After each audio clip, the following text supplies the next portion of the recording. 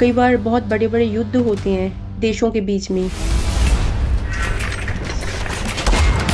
अभी जैसे पॉप की डेथ हुई है, तो ये जी। भी कुछ लोग बोल रहे हैं जब भी एक पॉप की डेथ होती है, तो इतिहास गवाह है कि उसके बाद फिर एक वॉर होता है, कि युद्ध होता है। क्या वो बात सच है? वो प्रेडिक्शन सच है कि देखिए, जब युद्ध होते हैं उसमें करोड़ों लोग, बेगुनाह लोग जिनका कोई कसूर भी नहीं होता, वो भी मर जाते हैं, मारे जाते हैं।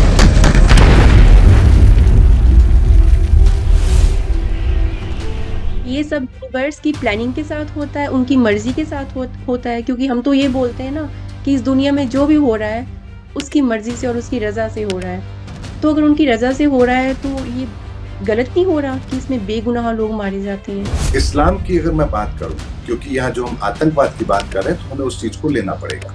वो कहते हैं, हमारे हदीस में लिखा हुआ है कि जहां भी काफिर मिले आप उसको मारो, ये बहुत पुण्य का कार्य है, अल्लाह इससे खुश होता है। तो आप एक बात बताइए कि जो अल्लाह सबसे ताकतवर है, जिसके बारे में कुरान में भी लिखा गया है, क्या उसे अपने बात मनवाने के लिए आपकी जरूरत है? आपके द्वारा वो इंसानों का कत्ल करवाएगा और उससे वो अपनी बात कहेगा? क्या मोहम्मद साहब को जब कुरान नाजिर हुई, आसमान से आयतें उतरी, तो क्या वह जी। कत्लेआम हुआ था? अब जैसे मैं एक छोटी सी बात आपके सामने रखता हूँ। कुरान के अंदर कहा गया कि अल्लाह ताला ने धरती बनाई, जी। हम इंसानों को बनाया। कैसे बनाया, इसके बारे में भी लिखा है। 7 तरह की मिट्टी ली, 7 तरह का पानी लिया, 7 तरह की आग ली, 7 तरह की हवा ली और इंसान बनाया। भाई, 7 ही क्यों ली? हमारे शास्त्रों में भगवान श्री कृष्ण के जन्म का समय दिया गया है। तो जब नासा के सॉफ्टवेयर के अंदर उस समय को डाला गया, तो उस समय लगभग 5000 साल पहले का निकल कर आता है। जब भगवान राम के जन्म के समय की ग्रहों की स्थिति को अगर सॉफ्टवेयर में डाला गया, तो लगभग 7500 साल की निकल करके आती है। तब सोचिए, हमारे सामने 2 एविडेंस हैं, जो एविडेंस कोई झुटला नहीं सकता। हम उन एविडेंस को ना मान करके हम उन व्याख्याओं को महत्व दे रहे हैं, जो व्याख्याएं गलत हैं। ईसाई धर्म के गुण क्या है कि वो परमार्थ की भावना रखते हैं, जन कल्याण की भावना रखते हैं। तभी तो आप देखें, जी। ईसा मसीह सूली पर टंगे हैं और क्या कह रहे हैं, ईश्वर इन्हें माफ कर देना क्योंकि ये नहीं जानते क्या कर रहे हैं। अब सोचिए, 6 दिन तक वो सूली पर टंगे हैं, हाथों में, पांव में, छाती पर कीले हैं, और उसके बाद भी वो क्या कह रहे हैं। Hello to my soul family, welcome back to your own channel again. सबको सत श्री अकाल, नमस्कार, आदाब। आज का हमारा पॉडकास्ट है मिस्टर मनोज के गुप्ता जी के साथ, और उनसे हम जानेंगे all the facts about spirituality and real time incidents and उनके होने का कारण, एंड हम बेस्ट क्या कर सकते हैं इस पूरी अर्थ को बेस्ट बनाने के लिए। हम क्या कर सकते हैं और हम क्या कंट्रीब्यूट कर सकते हैं। माय सोल फैमिली, इस दुनिया पे बहुत सारे लोग हैं जो अपनी अपनी कंट्रीब्यूशन करते हैं ह्यूमैनिटी की तरफ, और उनमें से सबसे ज़्यादा रिस्पेक्टफुल है हमारी इंडियन आर्मी, जो कि 24/7 by 365 and all over the years हम सबको प्रोटेक्ट करते हैं, जिसकी वजह से हम सब सुकून से और चैन से अपने अपने घरों में सो पाते हैं। और आज हम उनके बारे में भी थोड़ा डिस्कस करेंगे मिस्टर मनोज के गुप्ता जी के साथ। तो चलिए उनका स्वागत करते हैं। नमस्कार मनोज जी। बहुत बहुत धन्यवाद आपका और आपके दर्शकों का भी। जी, थैंक यू सो मच कि आपने अपना इतना कीमती समय दिया इस पॉडकास्ट को। तो सबसे पहले मैं आपकी जर्नी के बारे में जानना चाहूँगी। मैंने आपकी वीडियोज़ देखी हैं, एंड आप बहुत अच्छा काम कर रहे हैं, आप लोगों को अवेकन कर रहे हैं। तो आप अ, प्लीज़ बताइए जी, जो आपने चैनल स्टार्ट किया और आप इतनी नॉलेज शेयर कर रहे हैं लोगों के बीच में, वो आपके अंदर इंस्पिरेशन कैसे आई? जी। देखिए, जहां बात होती है धर्म की, तो हमें सबसे पहले ये समझना पड़ेगा कि धर्म का आखिर मतलब क्या होता है। जी। अगर मैं आपसे कहूं कि हम पूरी दुनिया के अंदर 800 करोड़ लोग हैं, जी, जी, जी। 800 करोड़ लोगों में से कितने लोग हैं? मैं अगर आपसे कहूं तो 2.16 मिलियन के करीब, यानी कि 216 करोड़ के लोग ईसाई धर्म को मानने वाले हैं। 190 191 करोड़ लोग इस्लाम धर्म को मानने वाले हैं। लगभग 130 करोड़ के आसपास या 120 करोड़ के आसपास लोग हिंदू धर्म को मानने वाले इस दुनिया के अंदर है। आखिर ऐसा क्या है कि इस दुनिया में रहने वाला प्रत्येक व्यक्ति किसी न किसी धर्म को मानता जरूर है, जी। चाहे वो किसी को माने। अगर कोई कहता मैं किसी धर्म को नहीं मानता, तो भी वो किसी न किसी चीज को मानता जरूर है। वो इस विचारधारा को मानेगा कि हाँ, अच्छे कर्म करो, माता पिता की सेवा करो या प्रकृति की पूजा करो, यानी किसी न किसी चीज पर वो आकर टिकेगा जरूर कि हाँ, इस यूनिवर्स को बनाने वाला कोई तो है और किसी मैकेनिज्म के तहत ये चीज चलती भी है। ऐसे में धर्म हमारे बीच में शामिल ही इसलिए किया गया है ताकि हम अपने इस जीवन के अंदर जो रोल हमें मिला है उसको हम बेहतर तरीके से निभा पाए, और हमारे साथ साथ जो लोग इस धरती पर इस समय पर हैं उन लोगों को हम कैसे बेहतर जिंदगी देने में अपना योगदान कर पाए। इसको ऐसे समझिए कि हमारे शरीर का एक मैकेनिज्म है। आंखें देखने का काम करती है, मुंह भोजन का स्वाद लेते हैं, दिमाग सोचने का काम करता है, हाथ जो है श्रम करने का काम करते हैं, पांव आपको किसी एक स्थान से दूसरे स्थान पर लेकर जाते हैं। लेकिन आप देखिए, सबसे ज्यादा महत्वपूर्ण हमारा क्या है? क्या हम ये बात कह सकते हैं कि है नहीं, हमारे शरीर के अंदर सबसे महत्वपूर्ण तो यही है। हर चीज की एक प्रक्रिया है और इस प्रक्रिया के तहत ही एक सृजन होता है हमारे शरीर का, जो मैकेनिज्म काम करता है। बेशक चाहे स्वाद लेने का काम हमारी जुबान कर रही है, हमारा मुंह कर रहा है, लेकिन उसके द्वारा क्या एनर्जी पूरे शरीर को नहीं मिल रही? इसी तरह से हम इस धरती पर आए हैं तो हम भी एक मैकेनिज्म के तहत आए हैं। ईश्वर ने हमें किसी न किसी ऊर्जा को लेकर के इस धरती पर भेजा है। उस ऊर्जा का बेहतर प्रयोग हम अपने जीवन में कर पाए और दूसरों को लाभान्वित कर पाए, यही हमारा उद्देश्य है और यही एक अच्छे सभ्य समाज की परिकल्पना है जो हमारे संतों महापुरुषों ने दी है। अन्यथा बताइए, धर्म की आवश्यकता क्या है? अगर हम पशुव्रत अगर इस स्थिति को अपना लें, खाओ पियो ऐश करो मौज मस्ती करो, और क्या करना है, तो हाँ फिर ये जी। समाज जंगल होते देर नहीं लगेगी, हमारे भीतर पशु प्रवृत्ति पैदा होने में देर नहीं लगेगी। इसीलिए धर्म हमारे लिए आवश्यक है, लेकिन उस धर्म की परिभाषा को आज की डेट में हर इंसान भूल चुका है और इस परिभाषा को ही दोबारा हमें समझना है कि हम धर्म के अंदर सनातन धर्म के बहुत सारे गुण हैं, उसमें से किस गुण को लेकर के हमारी सभ्यता और हमारी संस्कृति इस धरा पर काम कर रही है। इसीलिए कोई भी एक संस्कृति कभी भी पूर्ण नहीं हो सकती।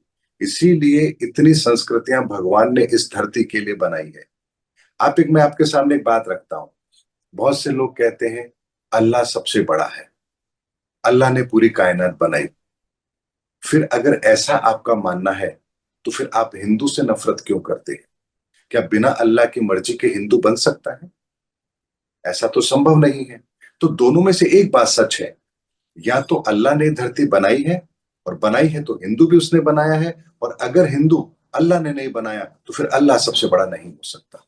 यही बात हम धर्म के आधार पर बात करें तो हम हिंदू धर्म में भी कहेंगे।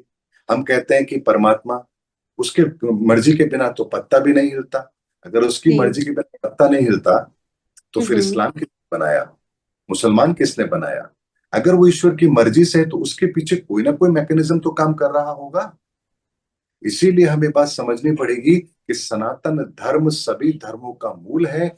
हम एक एक उसकी अच्छाई को लेकर के हमने एक संस्कृति को डेवलप किया।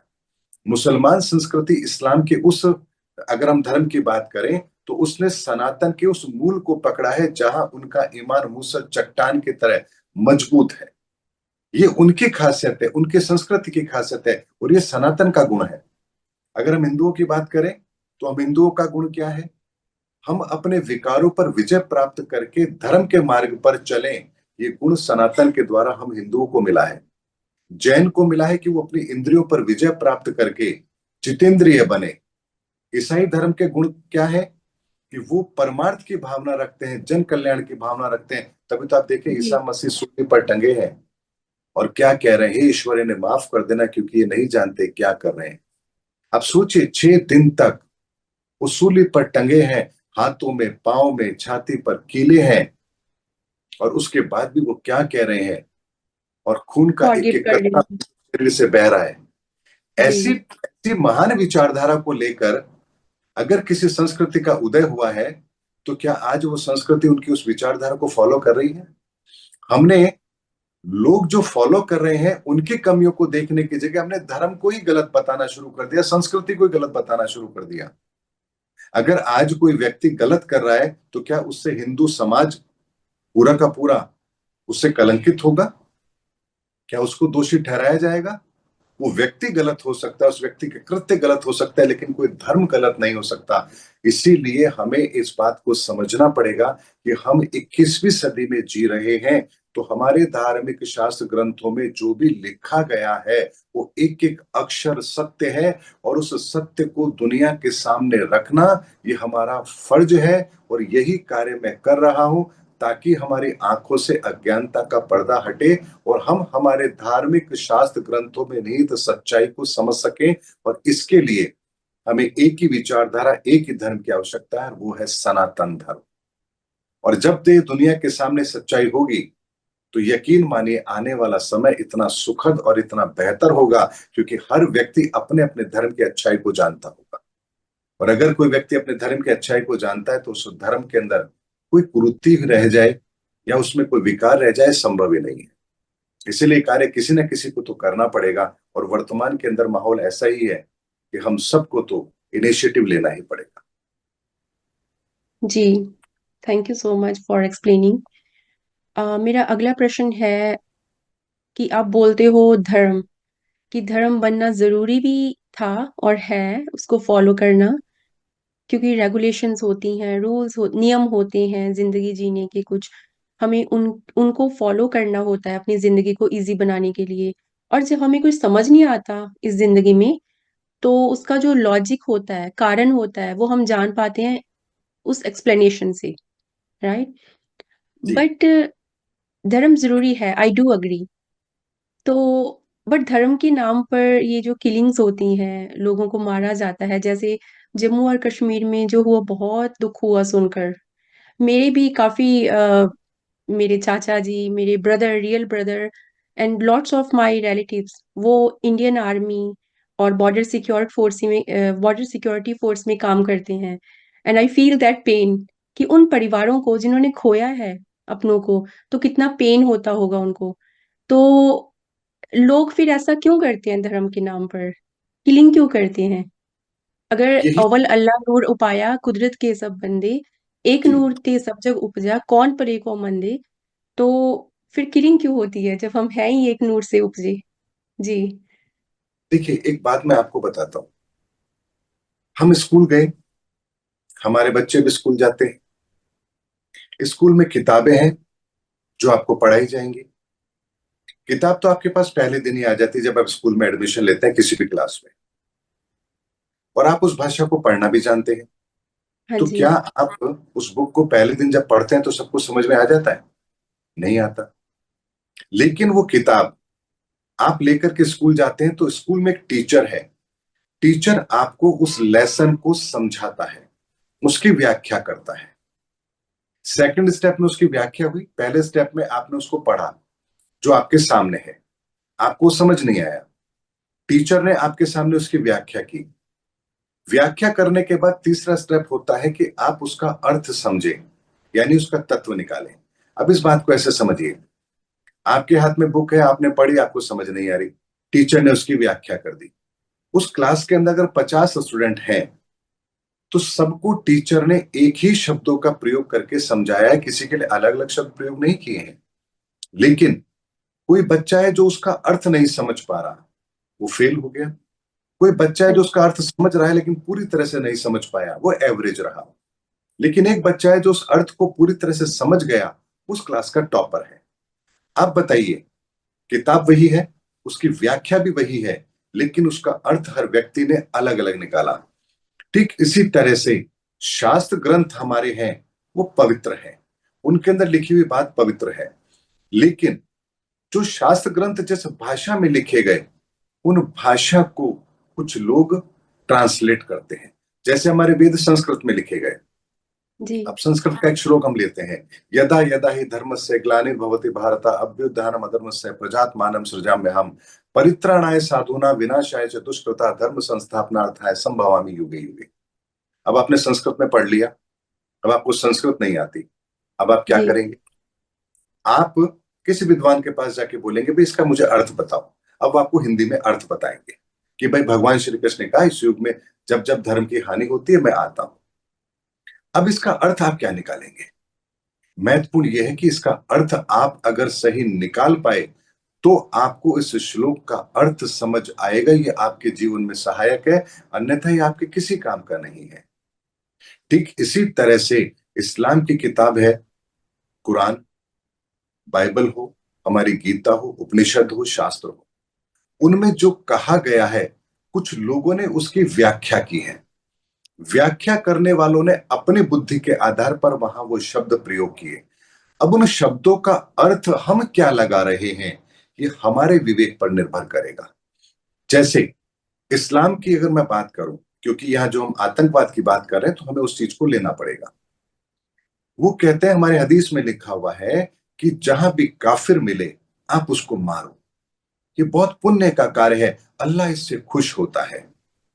तो आप एक बात बताइए कि जो अल्लाह सबसे ताकतवर है, जिसके बारे में कुरान में भी लिखा गया है, क्या उसे अपने बात मनवाने के लिए आपकी जरूरत है? आपके द्वारा वो इंसानों का कत्ल करवाएगा और उससे वो अपनी बात कहेगा? क्या मोहम्मद साहब को जब कुरान नाजिल हुई, आसमान से आयतें उतरी, तो क्या वहां जी। कत्लेआम हुआ था? उस अल्लाह के लिए आपको संदेश देना तो बाएं हाथ का खेल है। जैसे उसने मोहम्मद साहब को उस कुरान का संदेश उनके सामने नाजिल किया, क्या वो आपके सामने नहीं कर सकता? बिल्कुल कर सकता है, लेकिन आप उसके मैकेनिज्म को तो समझिए। अरे जो मोहम्मद साहब खुद उन दुष्टों से बच करके छिपते फिरे, जिनके परिवार को उन लोगों ने कत्ल किया, आप कहते हैं वो ये बात कह रहे हैं कि जहां काफिर मिले कत्ल करो, तो क्या वो नहीं अपने विरोधियों को जवाब दे सकते थे? वो तो स्वयं उस परिस्थिति से जूझे हैं और आप कहते हैं कि हमारे कुरान में लिखा है कि जहां काफिर मिले उसका कत्ल करो। लेकिन बात आती है, ये बात पहली बात तो ये कुरान में होनी नहीं चाहिए। अगर मान लीजिए किसी विद्वान ने वहां पर ये व्याख्या लिख दी, तो क्या उस विद्वान के लिखने के पीछे क्या उसकी सच्चाई ये रही होगी? अगर इसको भी हम धर्म के पैमाने पर देखें तो क्या यहां पर इसका अर्थ ये नहीं होगा कि आप अपने भीतर के अवगुणों को, जो आपके अंदर विकार हैं, क्या आप उन विकारों को नहीं मारेंगे?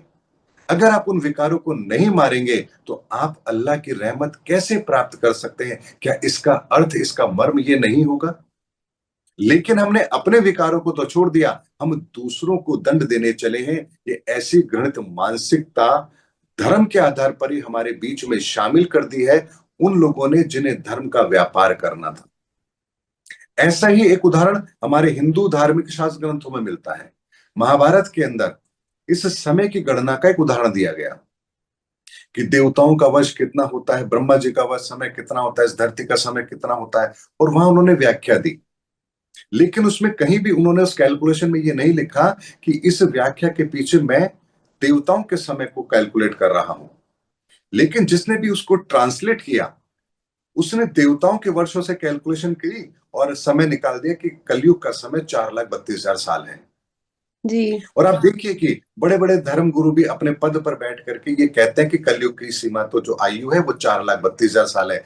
जबकि जी। महाभारत के अंदर, संस्कृत के श्लोक के अंदर कहीं भी उन्होंने ये नहीं लिखा कि इसकी आयु की गणना हम धरती लोक से ना करके हम देवताओं के समय की गणना से करेंगे और इसीलिए 4,32,000 साल होगा, कहीं भी नहीं लिखा।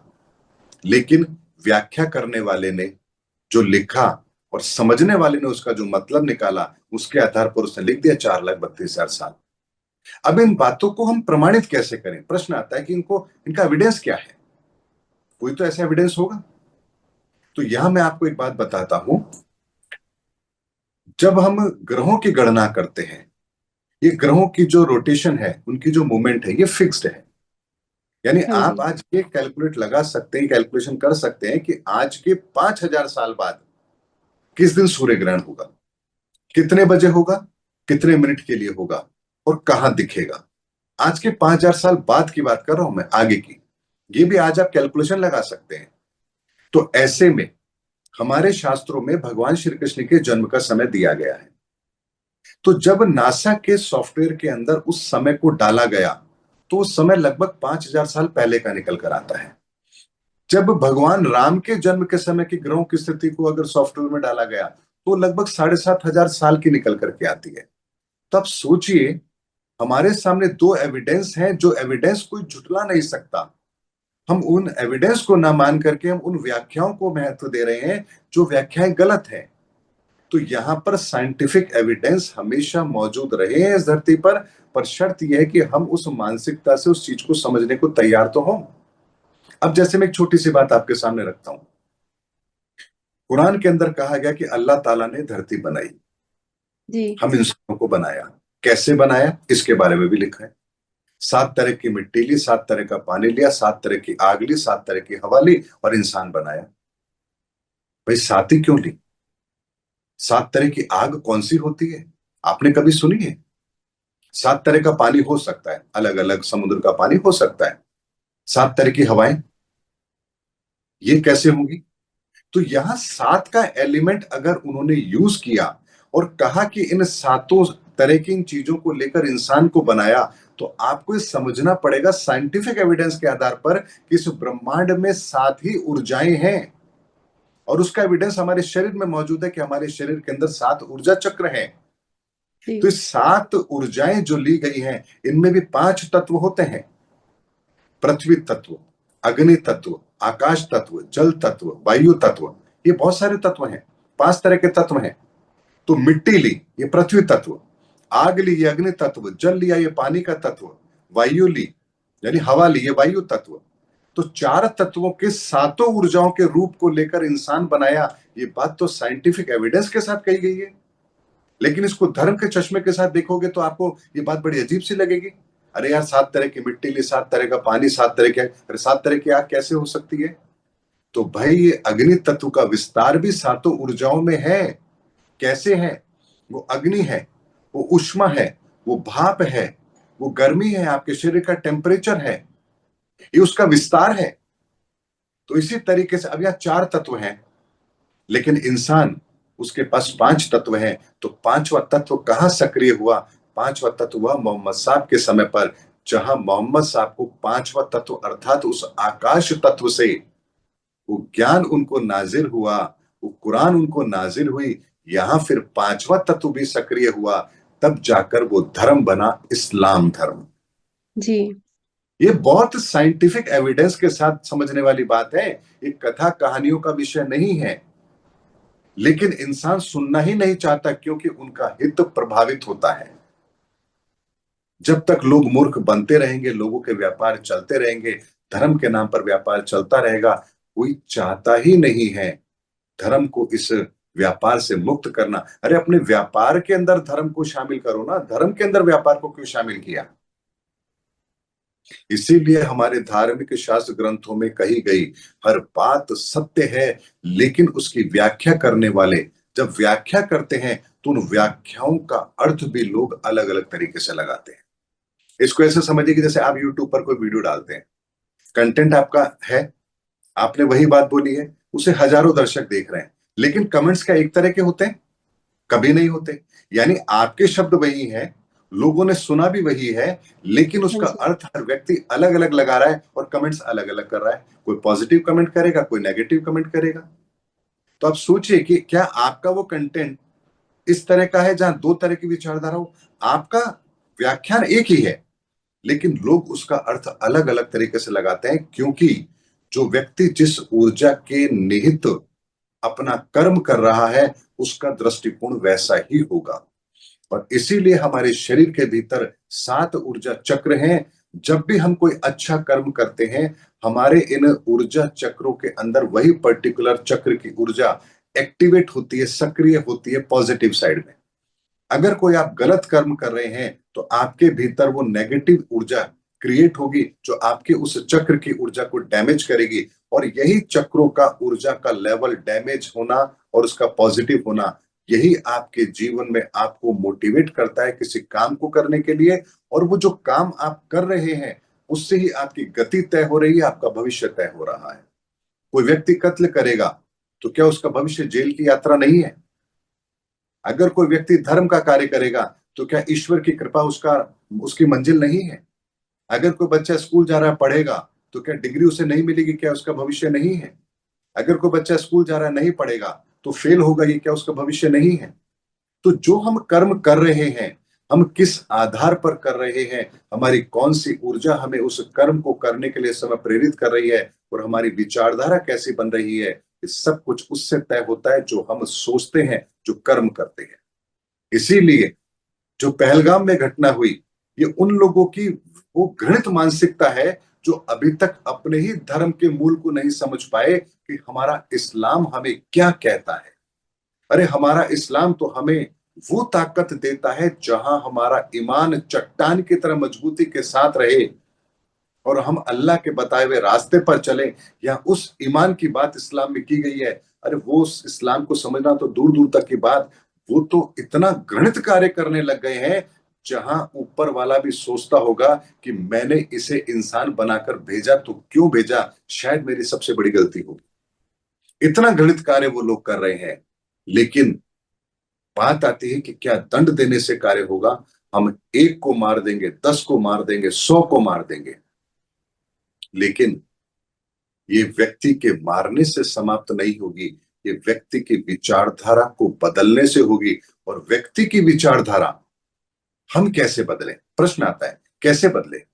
लोगों की घृणित मानसिकता है, इसको कैसे बदले? तो क्या इसका कोई एविडेंस हमारे इतिहास में है? बिल्कुल है। उंगली मार डाकू क्या था? लेकिन जब नारद जी उनके सामने जाते हैं, और एक घटनाक्रम है, उसको मैं यहां नहीं लूंगा, वीडियो काफी लंबा हो जाएगा। हाँ तो जी। यहां उनके उन वचनों का प्रभाव उन पर होता है और वो सत्य को समझता है, और उसके बाद वो संत की प्रक्रिया उनकी बन जाती है। तो कई लोगों के मन में आता है फिर तो कुछ भी पाप करो, लास्ट में क्षमा याचना कर लो तो सब कुछ ठीक हो जाएगा। नहीं, ऐसा भी नहीं है। उंगली मार डाकू जब संत बना, वहां से तो उसकी अग्नि परीक्षा शुरू हुई थी। वहां से वो उन लोगों के बीच में जाता है जिन लोगों को उसने डराया था। तो वहां वो लोग उसे पत्थर भी मारते हैं, अपमानित भी करते हैं, उसे धक्का भी देते हैं, उस पर प्रहार भी करते हैं, अपशब्द भी कहते हैं। अब वहां वो हर उस चीज को सहन करके अपने आप को उस, इसे कहते हैं ना कि पश्चाताप की आग में जलाकर अपने आप को शुद्ध कर रहा है। वो प्रक्रिया इतनी आसान नहीं थी, लेकिन उसने निश्चय कर लिया कि अब मुझे अपने इन गुनाहों से तौबा करनी है। तो वहां से फिर उसने अपने आप को उस पश्चाताप की अग्नि में तपाया। तो आज उसकी गिनती संतों में होती है। लेकिन वो कब हुआ? जब उस व्यक्ति के सामने वो दृष्टांत रखा गया। क्योंकि संत के वचन बड़े अटपटे होते हैं। वो जो कहते हैं ना, उसका मर्म बहुत ही अलग होता है। तो अगर आज कोई एक भी व्यक्ति यदि मुसलमान को यह बताए कि असली कुरान क्या है, अल्लाह कौन है, इस कुरान की हर आयत का मतलब क्या है, तुम्हें अपने भीतर उस अल नूर को कैसे पहचानना है, अल्लाह को नूर क्यों कहा गया, तुम्हारे भीतर अल नूर है तो वो क्या है, आबे जमजम क्या है, कुरान तुम पढ़ते हो तो उसके पीछे का मकसद क्या है, क्यों तुम्हारे धर्म के अंदर नमाज अदा करने का फर्ज किया गया। अगर इन चीजों का वास्तविक मतलब अगर कोई उन्हें बता देगा तो क्या वो गुमराह होंगे? अब एक बात आती है, क्या आप हिंदू शास्त्र ग्रंथों के आधार पर उनको समझाएंगे? वो तो नहीं समझेंगे। अगर मान लीजिए आज कोई हिंदू धर्म को मानने वाला भटक गया है, तो क्या आप उसको कुरान की आयत से समझाएंगे? वो समझेगा? कभी नहीं समझेगा। लेकिन अगर हिंदू धार्मिक शास्त्र ग्रंथों के आधार पर ही अगर उसको समझाया जाएगा, क्योंकि उसका ईमान, उसका विश्वास तो उसी ग्रंथों पर है ना, तो अगर उसको समझाया जाएगा तो क्या वो नहीं समझेगा? बिल्कुल समझेगा। इसी तरह से इस्लाम के मानने वाले लोग ही जब अपने धर्म की सच्चाई को दुनिया के सामने रखेंगे, तो ना सिर्फ दुनिया उनके धर्म की महानता को स्वीकार करेगी, बल्कि उनके धर्म में जो ये ऐसे लोग हैं जो धर्म को बदनाम कर रहे हैं, ये लोग भी बेनकाब होंगे और उन्हें भी एक सुधरने का मौका जरूर मिलेगा। लेकिन अगर अब भी लोग नहीं सुधरे, नहीं समझे, तो फिर कहा गया ना, इमाम मेहंदी आएंगे। और इमाम मेहंदी आएंगे तो क्यों आएंगे? क्योंकि दुनिया में अत्याचार बढ़ेगा, कयामत की वो रात होगी तो इमाम मेहंदी आएंगे। इमाम मेहंदी आएंगे, कयामत की रात कब होगी? जब इस संसार में जुल्म बढ़ जाएंगे, अन्याय होगा, अल्लाह को मानने वाले लोग बंदे नहीं होंगे। तो अगर आप कहते हैं कि इमाम मेहंदी के आने का समय हो गया है, तो इसका मतलब ये भी तो है कि अल्लाह को मानने वाले लोग नहीं हैं और जी कयामत का समय आ चुका है। तो भाई अपने ही शब्दों की व्याख्या तो सही ढंग से करो। अगर हम कहते हैं कि कल की आएंगे, कल की कब आएंगे? इस दुनिया में अत्याचार बढ़ेगा, पाप बढ़ेगा, कलयुग का अंत समय होगा। तो अगर कल की के आने का समय है, तो आप इस बात को तो स्वीकार करो कि इस समय धर्म की हानि हो चुकी है, पाप बढ़ चुका है। द सेवियर आएंगे, ईसाई धर्म में कहा गया, तो आप इस बात को तो समझो कि हाँ वो समय आ चुका है जब हम अधर्म के रास्ते पर इतना आगे जा चुके हैं कि अब इसमें सुधार की कोई गुंजाइश ही नहीं है। तो इसे रिस्ट्रक्चर करने के लिए द सेवियर, इमाम मेहंदी और कल्कि आएंगे ना, और तीनों का टाइमिंग तो यही है। तो हम क्यों नहीं थोड़ा सा भी दिमाग लगाते कि अरे समय एक है, आने वाला पर्सनालिटी भी एक है, तो फिर कहां हमसे चूक हो रही है, हम कहां समझ नहीं पा रहे हैं इस समय को। हमें विचार तो करना पड़ेगा। भगवान ने बुद्धि दी है, लेकिन हमारे विचारों में ये बात क्यों नहीं आती? इसलिए नहीं आती क्योंकि हमारी मति के अंदर गणपति विराजमान नहीं है, वो सकारात्मक ऊर्जा विराजमान नहीं है, वो ब्रह्मांड का चौथा तत्व विराजमान नहीं है जो हमें ये सोच देता है। और जानते हैं, निकोला टेस्ला एक साइंटिस्ट हुए हैं, उन्होंने कहा अगर मुझे 369 की, अगर ये इसका रहस्य पता लग जाए, तो मैं ब्रह्मांड के बहुत बड़े रहस्य को सुलझा सकता हूं। हाँ जी, जो आपने अभी अभी कहा 369, मैंने भी इसके बारे में एक बुक पढ़ी है, निकोला टेस्ला साइंटिस्ट। और अगर हम देखें तो 9 मंथ्स एक बच्चा अपनी माता के गर्भ में रहता है। 9 जी। देवियां हैं हिंदू धर्म में। तीन जो नंबर है, जो वाहेगुरु लिखते हैं, हम एक ओमकार लिखते हैं, उसमें वो जी। नंबर आता है 3। ऐसे ही ओम में नंबर आता है, जब वो लिखते हैं अल्लाह उर्दू में, तब भी वो नंबर आता है 3। तो 369 ये बहुत बड़ी पावरफुल नंबर है। ये निकोला टेस्ला ने स्टार्ट की थी इसकी इन्वेंशन। जी। अनफॉर्चुनेटली वो कंप्लीट नहीं कर पाए और होटल के एक रूम में उनकी डेथ हो गई। मैंने वो सब पढ़ा है। तो आप प्लीज थोड़ा इसके बारे में बताइए, 369 नंबर के बारे में, जो निकोला टेस्ला कंप्लीट नहीं कर पाए, कि आप इसके बारे में क्या जानते हैं। ये बहुत पावरफुल नंबर है। जी। कि 369 के रहस्य को आपके सामने रखने से पहले जी। मैं एक बहुत स्पेशल बात आप लोगों के चैनल पर बताना चाहता हूं। आपने सुना होगा भगवान शिव के बारे में, वो अर्धनारीश्वर है। जी। ऐसा कॉन्सेप्ट आपको दुनिया में और कहीं मिलेगा? किसी और देवी देवता के साथ मिलेगा? कहीं नहीं मिलेगा। लेकिन भगवान शिव के साथ कहा जाता है वो अर्धनारीश्वर है। तो आपके मन में एक विचार आता हो ना, पॉसिबल कैसे है? एक शरीर आधा पुरुष का आधा स्त्री का कैसे हो सकता है? तो इस रहस्य को प्रकट करने के लिए ही भगवान शिव ने एक बार क्या किया, सभी देवताओं को बुलाया और सभी देवताओं को बुला करके कहा जाओ इस संसार का चक्कर लगा कर आओ, और जो सबसे पहले संसार का चक्कर लगाएगा, इसके रहस्य को जानकर आएगा, उसे ही प्रथम देव की उपाधि दी जाएगी। अब सभी देवता चले गए और भगवान गणपति भगवान शिव के चक्कर लगाते हैं, और चक्कर लगाने के बाद कहते हैं ईश हे प्रभु, मैंने आपके रहस्य को जान लिया। जब सारे देवता आ गए, उसके बाद भगवान शिव कहते हैं अच्छा गणेश, तुम बताओ तुमने किस रहस्य को जाना? तो यहां पर भगवान गणपति उस रहस्य को प्रकट करते हैं। वो कहते हैं कि आप ही हैं जिससे संसार की रचना हुई है, और आपके भीतर ही वो दोनों ऊर्जाएं समाहित हैं जिससे संसार की रचना हुई है। कैसी हुई? अब आप देखिए, 1 से लेकर 9 तक सिंगल डिजिट है। जी। ये सिंगल डिजिट 9 क्यों है? क्योंकि 7 ऊर्जाएं और 9 आयाम इस ब्रह्मांड के अंदर है। इस बात को प्रूव करना हो तो आप ऐसे सोचिए कि एक पेपर को आप हाफ फोल्ड करते चलिए, वो 8 बार से ज्यादा फोल्ड नहीं होता। तो इस ब्रह्मांड के अंदर 9 ही आयाम है। ये विधा भी भगवान गणपति ने हमारे सामने रखी, और इसीलिए गणपति के नाम से गणित बनी। नौ तो यहाँ आयाम आप, सॉरी, आप इन सॉरी टू ऊर्जाओं को, इंटरप्ट। या 9 आयाम, आप 9 डायमेंशंस को बोल रहे हैं, 9 लोक जी, हैं, जो 9 भू डायमेंशन, लोक। 7 जी। एनर्जीज। जी। ठीक है। ओके। अब यहाँ आप जी। देखिए, पहली ऊर्जा के साथ आप पहली ऊर्जा को कनेक्ट करेंगे, यानी कि किसी भी चीज की फॉर्मेशन के लिए 2 तत्वों की आवश्यकता होती है। तो पहली ऊर्जा के साथ यदि पहली ऊर्जा समाहित हो रही है, तो आपको सिंगल डिजिट मिलेगा 2। दो के साथ दो की ऊर्जा को समाहित करेंगे तो आपको सिंगल जो डिजिट मिलेगा वो मिलेगा 4। 3 के साथ 3 को कनेक्ट करेंगे तो आपको सिंगल डिजिट मिलेगा 6। 4 के साथ 4 को कनेक्ट करेंगे आपको सिंगल डिजिट मिलेगा 8। 5 के साथ 5 को कनेक्ट करेंगे तो आपको सिंगल डिजिट मिलेगा 1। 6 वन, के साथ 6 को कनेक्ट करेंगे तो आपको मिलेगा 3। थ्री। 7 के साथ 7 को कनेक्ट करेंगे आपको मिलेगा 5। और 8 के हम्म। साथ 8 को करेंगे तो आपको सिंगल डिजिट मिलेगा 7। अब इस पैटर्न को बड़ा ध्यान से देखिए। आपको 2 4 6 8 मिल रहा है, उसके हम्म। बाद 1 3 5 7 मिल रहा है, और फिर 9th जो मिल रहा है आपको 9 के साथ 9 को जोड़ेंगे तो 9 ही मिलेगा आपको। ठीक है, यानी वो ब्रह्मांड की 7 ऊर्जाएं, 9 आयाम, अगर उसी का एक तत्व दूसरे तत्व के साथ समाहित हो रहा है तो यहां जिस एनर्जी का फॉर्मेशन हो रहा है उसमें फर्स्ट 4 एनर्जी मेल एनर्जी है, सम संख्याएं हैं, और बाकी की हम्म। 4 है वो फीमेल एनर्जी है। यानी भगवान शिव ने इस ब्रह्मांड की 9 ऊर्जाओं को, 9 डायमेंशन को अपने भीतर समाहित करके, अपने भीतर से ही एक तत्व को प्रकट करके जब उसके कॉम्बिनेशन को क्रिएट किया तो उनके पास वो ताकत आती है जो इस धरा पर कुछ भी उत्पन्न करने की क्षमता रखती है, क्योंकि यहां पर हम्म। एनर्जी का फॉर्मेशन दो तरह से हुआ, मेल एनर्जी और फीमेल एनर्जी। और इसीलिए कहा जाता है कि भगवान शिव अर्धनारीश्वर हैं।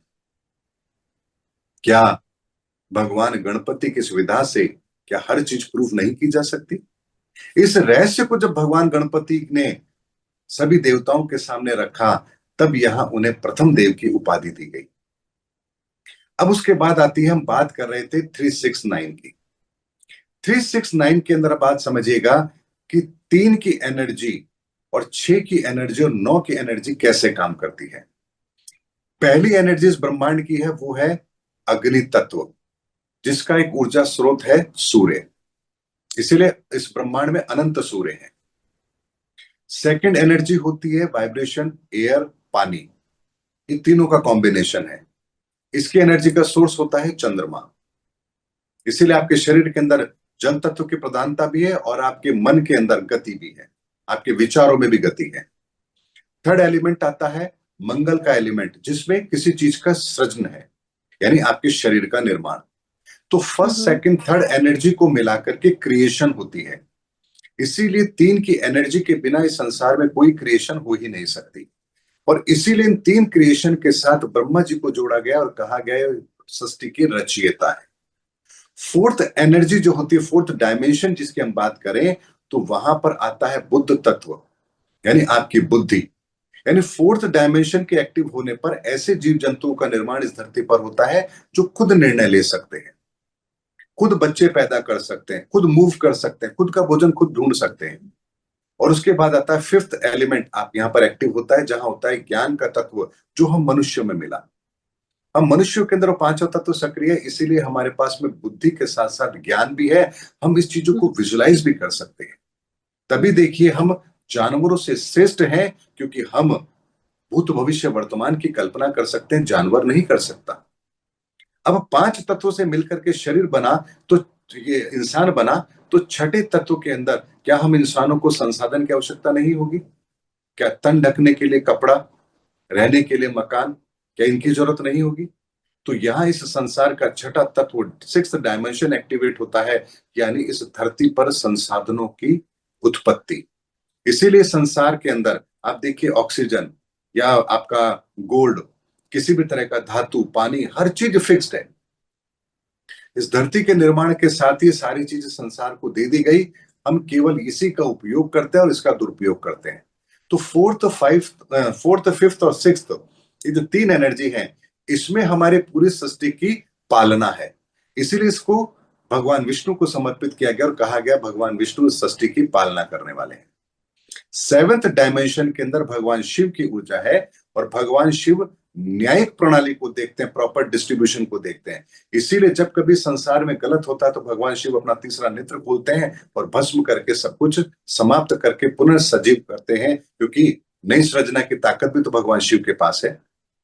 तो उसका संहार करना और उसको पुनर्सृजन करना, उसका, ये भगवान शिव के पास है। और 8वां आयाम होता है आपके कर्मों की गठरी, इसीलिए मुक्ति के दाता भी भगवान शिव हैं। और 9 होता है मुक्ति का मार्ग, अर्थात भगवान शिव ही हैं जो आपको मुक्ति भी देंगे। तो 7th, 8th और 9th डायमेंशन को जो कंट्रोल कर रहे हैं वो भगवान शिव हैं, और इसीलिए कहा गया कि भगवान शिव इस धरती के संहारक हैं। और इसीलिए 3-3 ऊर्जाओं के सेगमेंट, 9 सेगमेंट यहां पर बने हुए हैं। इसीलिए हमारे शरीर के भीतर भी एक्टिव होती है। तो हमारे पीछे गर्दन की 3 उंगल ऊपर हमारी तीसरी ऊर्जा है, जिसे हम मति कहते हैं। इस मति में भगवान गणपति की ऊर्जा विराजमान है, जो आपको विचार देती है। इस मति के अंदर जो हमारे विचार आते हैं, ये उस पर निर्भर करता है कि हम किस ऊर्जा को अपने भीतर चैनलाइज कर रहे हैं। अगर काम वासना है तो उसी तरह के विचार आएंगे, अगर आपके भीतर धर्म है तो आपको उसी तरह के विचार आएंगे। इसीलिए देखिए कि प्रत्येक व्यक्ति चाहे एक घर में रहता है, एक ही माँ बाप की संतान है, लेकिन सबके विचार अलग अलग हैं। जी। इसके बाद वहां से 6 उंगल ऊपर हमारा ऊर्जा खंड है, जहां से हम ब्रह्मांड की ऊर्जाओं को अपने भीतर लेते हैं। जब भी हम ध्यान करते हैं, इसी 6 की ऊर्जा से हमारे भीतर ऊर्जा का प्रवाह होता है। उससे 9 उंगल नीचे यहाँ भ्रकुटी है, जहां शिव तत्व विराजमान है, अर्थात वो आपका दिव्य दृष्टि, आपका ये जो स्थान है, जहां माताएं थर्ड। बहनें जो तिलक निकालती है, थर्ड आई जिसे कहते हैं, जी। यहां से 9 की ऊर्जा चैनलाइज होती है। इस तरह से आपके भीतर भी 3, 6, 9 की ऊर्जा चैनलाइज होती है। यानी 3 की ऊर्जा इस संसार के अंदर क्रिएशन का काम करती है, 6 की ऊर्जा इस संसार के अंदर एक प्रोसेस फॉलो करती है, जिससे वो चीज लगातार गतिमान रहे, और 9 की ऊर्जा इस संपूर्ण ऊर्जा के खराब होने पर पुनः उसे रिसाइकिल करने का काम करती है। That is 369। जी, ये गॉड वो जैसे रहस्य बताया। है जो अगर आपको पता है तो आप किसी भी जगह इसका प्रयोग करके आप बेहतर परिणाम ले सकते हैं। अब आप बताइए, अगर 369 की एनर्जी को हम अपने जीवन के अंदर अप्लाई करें, तो क्या 3 की एनर्जी को चैनलाइज करेंगे, हमारे विचार सही नहीं होंगे? 6 की एनर्जी जी। को अगर हम चैनलाइज करेंगे तो हमारे भीतर का सकारात्मक गुण प्रकट नहीं होंगे? और 9 की ऊर्जा को अगर हम चैनलाइज कर लेंगे तो क्या हम अपने पुराने पापों कर्म को नष्ट करके मोक्ष की प्राप्ति नहीं कर सकते? तो ये आपका है कहने का मतलब है कि 9 मीन्स मोक्ष, 9 means completion of a cycle. जी। इसीलिए तो देखिए, 9 की ऊर्जा किसी में भी वक्त करिए वो 9 ही रहती है। 9 पूर्णांक राइट। क्यों है? और 9th डायमेंशन केतु को क्यों समर्पित है? 9th डायमेंशन केतु को इसलिए समर्पित है क्योंकि केतु मोक्ष का कारक है, ऊर्जाओं को पुनः उसी रूप में विभक्त करने का कारक है। तो अगर मान लीजिए किसी चीज में मिलावट होती है, तो एक तरीका है हमारे पास में उसको वापस से प्योर करने का। अगर सोने में खोट है तो क्या उसको प्योर नहीं किया जा सकता? अगर वायुमंडल में अगर अशुद्धता है तो क्या उसको वायु को शुद्ध नहीं किया जा सकता? तो प्योरिटी का प्रोसेस तो हर जगह पर है। तो इस जी। ब्रह्मांड के अंदर भी बहुत कुछ अगर होता है तो उसको प्योर करने का सिस्टम तो मैकेनिज्म तो होगा। यही मैकेनिज्म, यही 9 डायमेंशन का मैकेनिज्म यहां काम करता है, और इसीलिए सिंगल डिजिट 9 ही है। और जैसे ब्रह्मांड का विस्तार अनंत है, इसी तरह से इन संख्याओं का विस्तार भी अनंत है, क्योंकि शून्य से आरंभ होता है और उसके बाद 1 2 3 4 5 6 आप अनंत तक चले जाइए, इन संख्याओं का कोई अंत नहीं। ठीक इसी तरह से इन ऊर्जाओं का भी शून्य से आरंभ है, और इन शून्य से जो आरंभ है, इन ऊर्जाओं का भी विस्तार है, और इन विस्तार का भी कोई अंत नहीं। इसीलिए आप देखिए, 0 से 1 के बीच में आप कहेंगे क्या विस्तार नहीं है? है। 1 से 2 के बीच में विस्तार नहीं है? है। कैसे है? 1 से 2 के बीच में 1.1, 1.2, 1.3। आप कहेंगे 1.1 से 1.2 के बीच में विस्तार नहीं है? बिल्कुल है। 1.01, 1.02। क्या 1.01 से 1.02 के बीच में विस्तार नहीं है? है। 0.1, 0.001, 0.02। यानी विस्तार कहीं अंत हो रहा है? आपको दिख रहा है इसका अंत? कहीं नहीं है। इसीलिए हमने कहा कि परमात्मा कण कण में व्याप्त है, क्योंकि परमात्मा की इस 9 ऊर्जाओं का विस्तार हर जगह पर है ब्रह्मांड के अंदर, और इसका कभी अंत है ही नहीं। और जो संसार हमें दिखता है, वैसा ही संसार एक ऊर्जाओं के लेवल पर भी है। इसीलिए शून्य से आगे प्लस में भी संख्याएं और माइनस में भी उतना ही अनंत का विस्तार है। -1, -2, -3, -4। इसीलिए संसार में कहा गया कि ये जगत जो है ये माया है। माया क्यों? क्योंकि जो दिख रहा है वो तो है, लेकिन जो नहीं दिख रहा है वो भी है। इसीलिए कहा गया ये संसार माया है, क्योंकि आपको शून्य से पहले की जो ऊर्जाएं हैं वो दिखाई नहीं दे रही। हम मानते तो है ब्रह्मा विष्णु महेश, लेकिन आपको दिखाई नहीं दे रही। जी।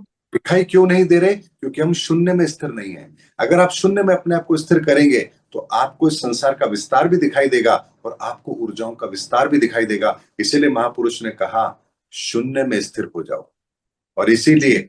नानक देव ने क्या कहा, एक ओमकार सप्त नाम करता पुरख निर्भव निर्वैर अकाल मूरत अजूनी सैभं गुरु प्रसाद। वो एक है, वो ओमकार है, वो करता है, वो पूर्ण है।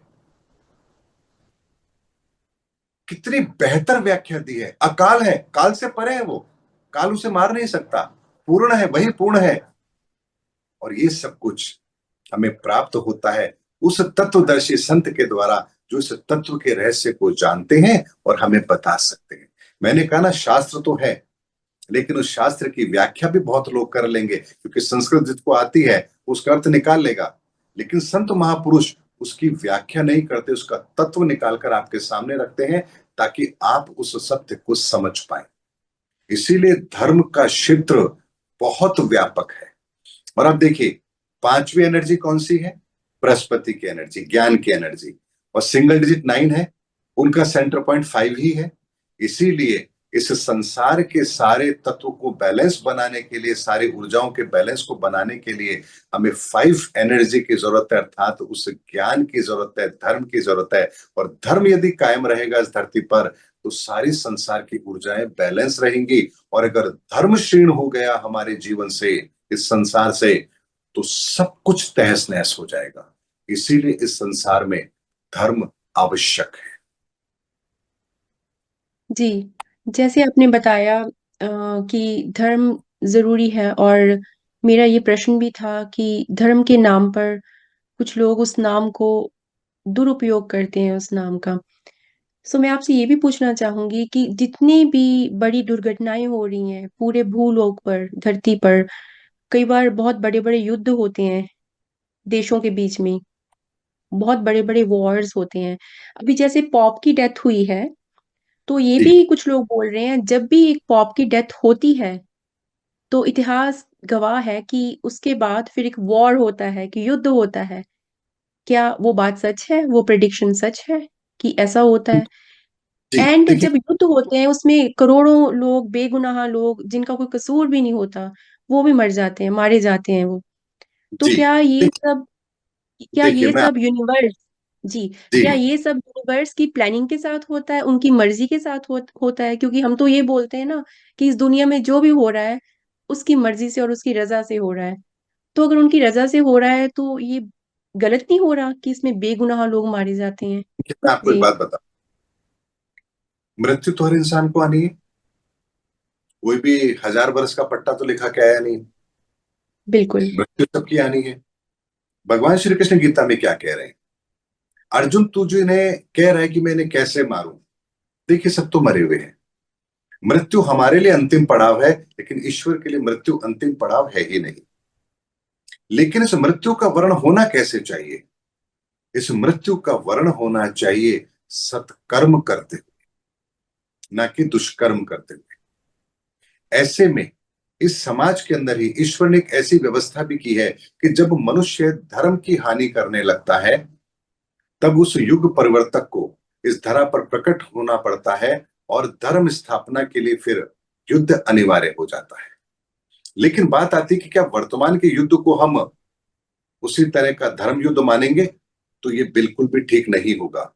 वर्तमान का जो युद्ध है वो अहंकारों का युद्ध है। वर्तमान का जो युद्ध है हमारे अपनी घृणित मानसिकता का परिणाम है। आप मुझे बताइए, इसमें से ऐसा कौन सा युद्ध है जो इस बात पर हो रहा है कि मानवता की हानि हो रही है और जो लोग मानवता की हानि कर रहे हैं हमें उनको दंड देना है कोई? अमेरिका कहता है मुझे यूक्रेन के जो भंडार हैं वो चाहिए। रशिया कहता है मुझे यूक्रेन की धरती चाहिए। चाइना कहता हम्म। है मुझे ताइवान चाहिए। पाकिस्तान जी। कहता है मुझे कश्मीर चाहिए। अरे भाई, चाहिए तो आपको धरती। तो मानवता के लिए कौन युद्ध कर रहा है? तो मानवता के लिए जो युद्ध करेगा वही धर्म युद्ध होता है। और धर्म युद्ध जब होता है तो अधर्मियों का नाश होता है। इसलिए वर्तमान में जो हो रहा है वो तो पाप हो जी। रहा है, चाहे किसी भी नाम पर हो। आज एक राष्ट्रीय अध्यक्ष अपनी महत्वाकांक्षा को पूरा करने के लिए किसी दूसरे देश पर आक्रमण कर रहा है तो इसे विस्तारवाद की नीति कहते हैं, इसे धर्म स्थापना नहीं कहते। भगवान श्री कृष्ण ने युद्ध को अंतिम विकल्प के तौर पर लिया था। द्रौपदी का चीरहरण सब कुछ होने के बाद भी भगवान श्री कृष्ण पांडवों को क्या कहते हैं, एक अंतिम प्रयास जरूर करूंगा। और गए थे दुर्योधन के पास, कहा केवल 5 गांव दे दे, हम सब भूल जाएंगे। क्योंकि मानवता की क्षति बहुत बड़ी क्षति होती है। लेकिन दुर्योधन माना नहीं, माना, बल्कि क्या कहा, बंदी बना लो इस ग्वाले को। तो भगवान श्री कृष्ण ने क्या कहा, अब तो युद्ध निश्चित है। अब जब युद्ध निश्चित है, अर्जुन कह रहा है मैं युद्ध नहीं करूंगा, तो वहां भगवान श्री कृष्ण कहते हैं, उसे तत्व ज्ञान देते हैं, अरे ये समझ इस बात को अर्जुन, ये मृत्यु और ये जन्म ये सब कुछ मेरे ही द्वारा है। कोई मृत्यु को भी प्राप्त करेगा तो मुझको ही प्राप्त करेगा, और अगर किसी को जीवन मिला है तो वो भी मेरे द्वारा ही है। इसलिए उठ, अपना गांडी उठा और अपना कर्तव्य पूरा कर। तो धर्म की रक्षा के लिए अगर आप हिंसा कर रहे हैं, हथियार उठा रहे हैं, तो गलत नहीं है। लेकिन यदि आपका प्रयोजन स्वार्थ सिद्धि है तो कभी भी ठीक नहीं है। इस बात को आसान से समझे तो ऐसे समझिए, एक फौजी जब बॉर्डर पर लड़ता है तो उसकी क्या दुश्मनी है किसी से, लेकिन कोई वो देश दुश्मन। के लिए लड़ रहा है। तो जब वो जी। किसी विरोधी की सेना को मारता है तो क्या होता है, यहां पर उसे परमवीर चक्र दिया जाता है, शौर्य चक्र दिया जाता है। लेकिन वही सैनिक यदि मान लीजिए किसी की हत्या कर दे, अपने गांव के किसी आदमी को, शहर के किसी आदमी को मार दे, तो क्या उसको मुकदमा नहीं चलेगा? चलेगा। तो हत्या हत्या है, लेकिन जहां उसकी हत्या राष्ट्र हित के लिए है वहां उसे इनाम है, और जहां हत्या स्वार्थ सिद्धि के लिए है वहां वो पाप है। और इसी बात को हमें समझना पड़ेगा कि मानवता की क्षति जब होती है तो ईश्वर को मजबूरी में आकर के इस संसार के अंदर वो कार्य करना पड़ता है जो वो करना नहीं चाहता, लेकिन हम उसे विवश करते हैं। और इस थ्योरी को आप यूनिवर्स के साथ भी कनेक्ट करके देखेंगे तो आप ऐसे देखिए, एक गैलेक्सी जब अपना अस्तित्व खोती है तो वो ब्लैक होल में कन्वर्ट होती है, और ब्लैक होल में कन्वर्ट होती है तो सारे के सारे उसके जो ग्रह होते हैं, तारे होते हैं, वो सब उसमें समा जाते हैं। और एक ऐसा अंधकार जहां फिर करोड़ों साल तक अंदर ही अंदर एक प्रोसेस होता है ऊर्जाओं को वापस से शुद्ध करने का, और फिर उसी ब्लैक होल से एक विस्फोट होता है और एक नई गैलेक्सी की रचना होती है। यही नियम ब्रह्मांड के लेवल पर भी लागू होता है और यही नियम इस संसार पर भी लागू होता है। जी, जैसे आप बोल रहे हैं ब्लैक होल के बारे में बता रहे हैं, वो बताया गया है, साइंटिफिकली प्रूवन भी है, बिग बैंग थ्योरी बोलते हैं जिसको हम। जी, जी। क्या हमें आज तक किसी भी धर्म के अनुसार इस धरती की आयु पता चल पाई है कि ये धरती कितने साल की है? देखिए, आपका प्रश्न बहुत बेहतर है और इसका मैं उत्तर भी आपको देता हूं। धरती की नहीं, हम हर चीज की आयु निर्धारित कर सकते हैं, उसकी गणना कर सकते हैं। जी। और ये कैसे होगा? ये ज्योतिष ज्ञान के आधार पर होगा, और उसकी कैलकुलेशन करके ही आप उस तथ्य को निकालेंगे कि हाँ, यहां पर आकर के इस गैलेक्सी की या सृष्टि की रचना का अंत कब होगा। इस मैकेनिज्म को ऐसे समझिए कि भगवान गणपति ने 1 to 9 के बीच में ही हमें वो एक सिचुएशन दे दी है, वो एक विधान दिया है जिससे आप किसी भी चीज की कैलकुलेशन कर सकते हैं। यही प्रक्रिया तो हम ज्योतिष विद्या के अंदर अपनाते हैं। तभी तो हम कहते हैं कि इस ग्रह की इस स्थिति में होने पर इस व्यक्ति के जीवन में ये घटना घटित होगी। वो कैलकुलेशन क्या है? बहुत से लोग ज्योतिष को चमत्कार मानते हैं। ज्योतिष चमत्कार नहीं है। एक बात समझिए, एक बीज आपके सामने है, किसान के सामने वो बीज रखो, उससे पूछो ये क्या है, वो कहेगा घिया का बीज है, या ये अमरूद का बीज है, या ये पपीते का बीज है। अब आप उससे पूछे क्या होगा, वो कहता है इसको जमीन में गाड़ो, इतने समय बाद पौधा निकलेगा, इतने समय बाद इसमें फल आएंगे, इसके फल इस साइज के होंगे, इसका स्वाद ऐसा होगा। तो क्या वो भविष्यवाणी नहीं कर रहा? कर रहा है ना। तो क्या वो भविष्यवाणी हवा में है या उसके पीछे कोई एक रीजन है? लेकिन वो चूंकि जानता है इसीलिए उसने कहा। इसी तरीके से ज्योतिषाचार्य भी जानते हैं कि किस ऊर्जा का समावेश क्या उत्पन्न करता है, किस तरह की एनर्जी का फॉर्मेशन होता है। और ये व्यक्ति जो मेरे सामने बैठा है, इसका वर्तमान के अंदर फॉर्मेशन ऊर्जाओं का क्या चल रहा है, ये किन ऊर्जाओं से प्रभावित है, और ये ऊर्जाएं जब इस समय पर ये बात होगी, आज के 10 साल बाद या 15 साल बाद, उस समय व्यक्ति इस ऊर्जा से प्रभावित होगा, इसको ये महादशा चल रही होगी, और उस समय पर ब्रह्मांड में ऊर्जाओं का कॉम्बिनेशन क्या होगा, तो व्यक्ति उसी सोच के साथ कार्य करेगा और ये कार्य इसको ये परिणाम देगा। तो हर चीज साइंटिफिक है, कैलकुलेटिव है। इसीलिए अगर हम ये कहें कि धरती कितने साल तक रहेगी, उसकी कैलकुलेशन अगर हम लगाना चाहें तो बिल्कुल लगाया जा सकता है, इसमें कोई दो राय नहीं है। अब इसको भी मैं आपके सामने रहस्य को प्रकट करता हूं, ध्यान से समझिएगा। 9 एलिमेंट है, ठीक है। 9 एलिमेंट की जब हम बात करते हैं तो ऐसा कौन सा फिगर आएगा जहां पर 9 तक का मैक्सिमम डिजिट आपको मिलेगा, तो वो आंसर होगा 999999999। क्या इससे ऊपर वो फिगर होगा?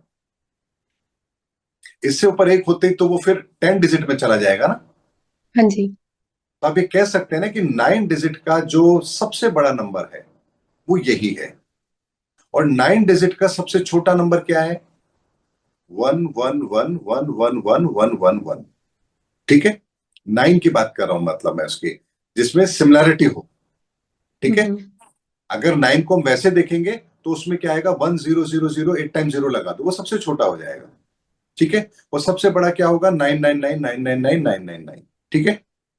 तो क्या 999 999 और 999, क्या ये एक आयाम की पूर्णता को नहीं दर्शा रहा है? क्या इसके बाद का जो अगला नंबर है, क्या वो 1 और आगे 9 शून्य नहीं है?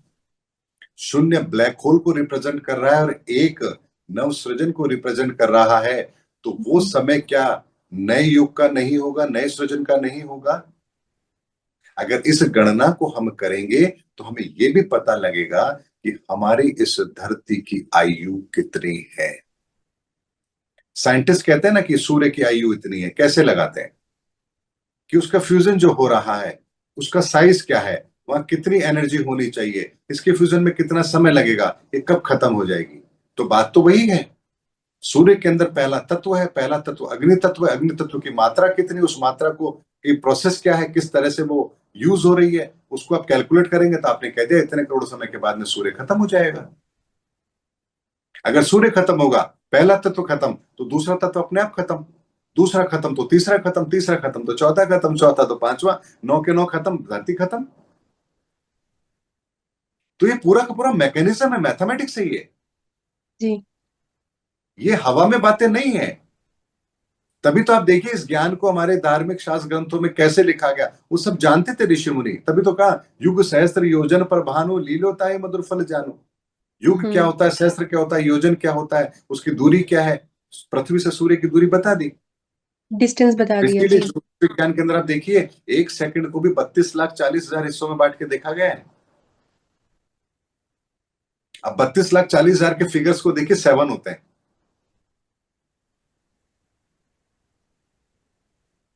होते हैं ना 7, यानी 7 ऊर्जाएं हैं, 7 ऊर्जाओं का विस्तार है, और इसीलिए 1 सेकंड के भी इतने हिस्से होते हैं। और जानते हैं उसे क्या कहते हैं? एक त्रुटि कहते हैं। एक त्रुटि का मान होता है 1 सेकंड का 32,40,000वां हिस्सा। 7 त्रुटि मिलकर के एक रेणु, 60 रेणु मिलकर एक लव, 60 लव मिलकर एक लक्ष्य, एक लक्ष्य बनकर के 60 से एक प्राण बनता है, और प्राण की वैल्यू होती है 4 सेकंड। इतनी बारीकी से ये कैलकुलेशन है हमारे यहां पर। इसीलिए कोई भी चीज हवा में नहीं है, हर चीज के पीछे साइंटिफिक एविडेंस है। इस्लाम बना तो क्यों बना, उसके पीछे कारण क्या था, ईसाई धर्म बना तो क्यों बना, उसके पीछे कारण क्या था, उसके मूल सिद्धांत क्या है, किस लिए बने, आने वाले समय में उसकी क्या उपयोगिता थी, क्या महत्व था। हर चीज के पीछे साइंटिफिक एविडेंस मौजूद है, पर इंसान समझना तो चाहे। ईश्वर आखिरी मौका देंगे समझाने का, समझ आए तो ठीक है, नहीं तो उसके बाद फिर बात वही है जो हम थोड़ी देर पहले कर रहे थे, विनाश लीला तो जरूर होगी। फिर प्रकृति अपने तरीके से करेगी, फिर इंसान ही इंसान को मारेगा, या फिर कुछ बचेंगे तो बाकी प्रकृति का रौद्र रूप तांडव वो देखने को मिलेगा। और इसीलिए भगवान शिव का एक रूप है जिसे कहते हैं नटराज। नटराज का रूप क्या है? भगवान शिव जब तांडव करते हैं तो वो नटराज का रूप लेते हैं। और तांडव कब करते हैं? जब इस प्रकृति के सारे तत्वों को बैलेंस करना हो, तब भगवान शिव तांडव करते हैं। क्योंकि सृजन भी उनके पास है और संहार भी। इसीलिए देखिए, भगवान शिव के पास ये तीसरा नेत्र और किसी के पास है ही नहीं। जी उन्हें अगर अग्नि के द्वारा भस्म करना है तो वो नेत्र खोलते हैं, जल के द्वारा भस्म करना है तो अपनी जटा में गंगा को विराजमान करके बैठे हैं, और अगर धरती को करना है तो फिर उनके पास तांडव भी है। तो तीनों तत्वों को कैसे समाप्त करके नव सृजन करना है, ये ताकत भगवान शिव के पास है। और इसीलिए मस्तक पर गंगा, ललाट पर त्रिदेवों का वो त्रिदेव त्रिनेत्र, ललाट पर वो त्रिनेत्र, और धरती के स्तर पर वो तांडव, नटराज का वो रूप। इसीलिए तीनों तत्वों को कैसे वापस से बैलेंस करना है, ये ताकत केवल और केवल भगवान शंकर के पास है। जी। जैसे आपने बताया कि धरती विनाश होगी, तो गुरु नानक देव जी ने बोला था कि धरती 36 टाइम्स ऑलरेडी हो चुकी है विनाश, एंड अभी ये जो चल रहा है 37th टाइम चल रहा है। जी जो हम बोलते हैं कलयुग, वो 4 युग, वो यानी कि वो 4 बार रिपीट हो चुके हैं, अब जी 5वीं बार बिल्कुल रिपीट हो रहे हैं। फिर आप शून्य की बात करते हैं कि जीवन काल धरती पर खत्म नहीं कुछ होता, हर एक अंत ही आरंभ है। जब कुछ अंत होता है तो न्यू स्टार्ट होता है। तो क्या जब ये धरती खत्म होगी, तो ये भी व्याख्या है कहीं पर कि फिर से रीस्टार्ट होगा सब कुछ, फिर बिल्कुल से होगा। वही कहानियां दोहराई जाएंगी। जी जी बिल्कुल रिस्टार्ट होगा। और ये होता आया है।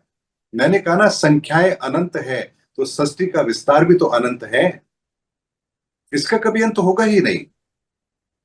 इसी तरह से क्रम चलता रहेगा। लेकिन ये क्रम जो होता है, ये समय बहुत लंबा है। हमारी आयु तो मुश्किल से 100 साल की होगी, हाँ लेकिन ये जी हजारों लाखों साल का समय है। इसीलिए हम न जाने कितनी बार इस धरती पर आ चुके हैं। कितनी बार हमने सतयुग में जन्म ले लिया होगा, त्रेता में, द्वापर में ले लिया होगा, कलयुग में आज हम हैं। न जाने हमारे कितने जन्म हो चुके। तो हमारी जी ऊर्जा, हमारी प्राण ऊर्जा, वो बार बार चोले बदलती है, शरीर लेती है, कर्म करती है, और पुनः वापस उसी ऊर्जा में समाहित हो जाती है। इसीलिए हम इस समय पर जो कर्म कर रहे हैं, उस कर्मों की गति ये तय करेगी कि हमारा अगला जन्म कहाँ होगा। जी जी। क्या सिर्फ जो आप सनातन धर्म की बात कर रहे हैं, क्या सनातन धर्म में सिर्फ हिंदुज्म ही आते हैं, हिंदुज्म धर्म ही आता है, या उसमें और भी बहुत कुछ है? सनातन धर्म के बिना तो कुछ भी संभव नहीं है। अगर कोई कहे कि हमारा इस्लाम और उसमें सनातन नहीं है, तो उससे बड़ी मूर्खता वो कर नहीं सकते। सनातन का मतलब होता है सातों ऊर्जाओं से व्याप्त रचना, जिससे संसार चलायमान है। दैट इज सनातन। हमारे विचारों में सनातन है, हमारे कर्म में सनातन है, हमारे भोजन में भी सनातन है, हमारे दृष्टि में भी सनातन है। हर जगह सनातन है। और उसी सनातन की एक एक उसकी व्याख्या को लेकर के अगर मैं बात कहूं, मैंने आपसे आरंभ में कहा था ना, जी सनातन का एक गुण अपने ईमान पर टिके रहना। इस सनातन के गुण से इस्लाम बना है। दया दृष्टि भाव रखना, इस गुण से ईसाई धर्म बना है। धर्म के रास्ते पर चलना, अपने विकारों पर विजय प्राप्त करना, इससे हिंदू बना है। अपने गुरु के आदर्शों पर चलना, यहां से सिख बना है। अपने विकारों पर, अपने इंद्रियों पर विजय प्राप्त करना, यहां से जैन बना है। अपने बुद्धि तत्व का सक्रिय करके उसका सदुपयोग करना, यहां से बौद्ध बना है। बुद्धम शरणम गच्छामि। बुद्धि की शरण में जाइए, अर्थात उस चौथे आयाम, उस चौथे तत्व की शरण में जाइए। आपकी बुद्धि यदि नियंत्रित है तो आपका हर कर्म नियंत्रित है। तो उन्होंने सनातन का एक गुण लिया। तो कोई आत्मा के तत्व पर, कोई प्राणों के तत्व पर, कोई शरीर के तत्व पर, कोई बुद्धि के तत्व पर, कोई ज्ञान के तत्व पर, हर तरीके से व्यक्ति सनातन के नियमों की ही पालना करता है। अगर आप कोई धन का दान कर रहे हैं, जैसे राजा जनक के लिए कहा जाता था, या राजा बलि हुए, उन्होंने अपना सब कुछ जो है दान कर दिया। तो यह उन्होंने क्या किया, अपने जीवन के अंदर अपने उस छठे तत्व शुक्र तत्व का इतना बेहतर सदुपयोग किया कि अपनी जितनी भी दौलत थी सब भगवान के चरणों में समर्पित कर दी। तो ये उस छठे तत्व का उत्कृष्ट उदाहरण है। प्रहलाद उस पहले तत्व का उत्कृष्ट उदाहरण है। इसीलिए इस मैकेनिज्म को यदि हम समझेंगे तो इतना समझिए, ब्रह्मांड का हर रहस्य हमें पता लग जाएगा। इसीलिए मैंने कहा ना कि मैं 369 के रहस्य को जानता हूं। इसीलिए ब्रह्मांड की कोई भी चीज, उसका रहस्य छुप नहीं सकता, क्योंकि इस विधा को जानने के बाद, इस रहस्य को जानने के पश्चात, 369 की एनर्जी को जानने के पश्चात सृष्टि का निर्माण और सृष्टि का अंत और सृष्टि कैसे कार्य करती है, जब इसका कोई भेद ही आपसे छुपा हुआ नहीं है, तब सोचिए कि फिर आपसे छुपा हुआ क्या है। कुछ भी तो नहीं, क्योंकि सब कुछ तो इसी में निहित है। इसीलिए इस ज्ञान को, विज्ञान को हमें समझना पड़ेगा, और इस ज्ञान विज्ञान को समझने के पश्चात इंसान दुखी रह जाए, ये संभव ही नहीं है, संभव ही नहीं है। जी, बहुत अच्छे से एक्सप्लेन किया आपने सब कुछ। अब जाते जाते आप सोल फैमिली को और दर्शकों को क्या मैसेज देना चाहेंगे? जी। देखिए, आपके दर्शकों के माध्यम से भी मैं एक बात जरूर कहना चाहूंगा। इस जीवन के हम इस समय के उस पड़ाव पर खड़े हैं जहां से धर्म युग आरंभ हो चुका है। 30 मार्च 2025 का दिन ईश्वर के द्वारा वो दिन निर्धारित किया गया था जिस दिन से इस धरा पर धर्म युग आरंभ हो चुका है, कलयुग समाप्त हो चुका है। अब इस धरती पर धर्म युग के आधार पर परिवर्तन होना आरंभ हो चुके हैं। जो धर्म के रास्ते पर होगा वही यहाँ पर सक्रिय रहेगा, वही शेष रहेगा, और जो धर्म के रास्ते पर नहीं है, अब वो शेष नहीं रहेंगे। इसीलिए जितना जल्दी हम अपने आप को सनातन के रास्ते पर ले आए, धर्म के रास्ते पर ले आए, उतना हमारे लिए बेहतर है। और इसके लिए हमें कोई धर्म बदलने की जरूरत नहीं है, हमारी कोई मान्यताएं बदलने की जरूरत नहीं है। हम जिस धर्म में है, उस धर्म में कहाँ सनातन है, हमें सिर्फ वही समझना है। अब आप देखिए, एक छोटी सी बातें कहता हूं, हम सब दर्शकों के लिए मैं कहता हूं। आप कहते हैं इतने सारे धर्म हैं, लेकिन क्या हर धर्म में प्रार्थना को शामिल नहीं किया गया? क्या मुसलमान नमाज नहीं पढ़ता? हम क्या आरती प्रार्थना नहीं करते? क्या सुखमनी साहब का पाठ नहीं होता गुरु ग्रंथ साहब के वहां अरदास पर होती है, हाँ जी। अरदास जी। होती है? क्या ईसाई जी। जो चर्च में जाके प्रार्थना नहीं करता? क्या बौद्ध धर्म वाला प्रार्थना नहीं करता? क्या जैन धर्म वाला प्रार्थना नहीं करता? तो हमारे भीतर एक हर धर्म के भीतर एक सनातन का गुण है कि ईश्वर से प्रार्थना करो, यही मार्ग श्रेष्ठ है, और उसकी पालना तुम कर रहे हैं। लेकिन अब हमारी प्रार्थना की जगह क्रियाएं शामिल हो गई है। अगर आपने हाथ नहीं जोड़े तो प्रार्थना नहीं कहलाएगी। अगर आपने ये कपड़ा नहीं बिछाया, घुटने मोड़ के नहीं बैठे, ऐसे नहीं किया, तो नमाज नहीं होगी। पश्चिम की दिशा की तरफ मुंह नहीं किया तो नमाज नहीं होगी। अरे भाई, हम क्रियाओं को देखने लग गए हैं, हमने ये तो भूल ही गए। अरे प्रार्थना के लिए क्या कोई क्रियाएं महत्वपूर्ण होती हैं? कोई दिशा महत्वपूर्ण होती है? आपकी भावना शुद्ध होनी चाहिए। मीरा ने प्रार्थना की तो भरे दरबार के अंदर उसकी साड़ी खींची जा रही थी, उसने दोनों हाथ जोड़ के बस ईश्वर से प्रार्थना, हे ईश्वर मेरी रक्षा कर। तो क्या ईश्वर ने रक्षा नहीं करी? वहां जी। कौन सा नियम कायदा लगाया उसने? इसीलिए अपने जीवन के अंदर प्रार्थना को शामिल कीजिए। जिस भी पद्धति से आप प्रार्थना करें, लेकिन प्रार्थना को शामिल कीजिए। इससे बेहतर विकल्प हमारे पास और कोई है नहीं। और आने वाले समय के अंदर इस धरती के प्रत्येक व्यक्ति को उसकी समस्या का समाधान मिले, इसलिए हमें यहां भी 3 प्रोसेस फॉलो करने पड़ेंगे। पहला, आप ध्यान जरूर कीजिए।